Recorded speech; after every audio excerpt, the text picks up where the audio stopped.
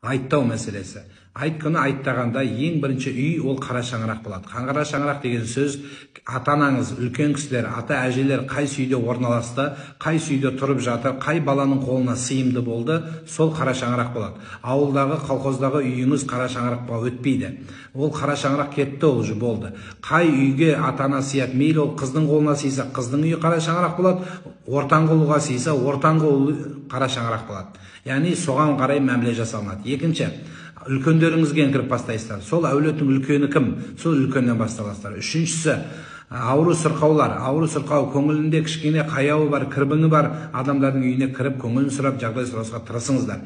Келесі, көршілер. Көршілердің өзіне кіріп шығымыңыз барға кіресіз. Сізді шақырған, біздің қазіргі замандағы көршілерді телефон арқылы шақыру керек, құрметті ағайындар. Аты жоқ, жөні жоқ, мен көршімін деп біреудің үйін тақылдатып, баса көктеп 6 үй 7 үйге кіру деген түсінік жоқ. Егер сізді қаламаса, біреудің үйіне айттаған осы екен деп, біреудің үйіне кіріп шығуымыз дұрыс емес. Одан кейін айттаған кезде Құран оқып бата қыласыз. Одан кейін отырып алып, ананы айтып, мынаны айтудың қажет емес. Тек қана дұға тілек жасап, жылдамдап шығуға тырысыңыздар. Отырып алып, өткен айтта келгенде посуда жоқ еді, посуда сатып алыпсыңдар ғой, дивандарың жоқ еді, диван алыпсыңдар, құтты болсын деп сынап отырудың керегі жоқ.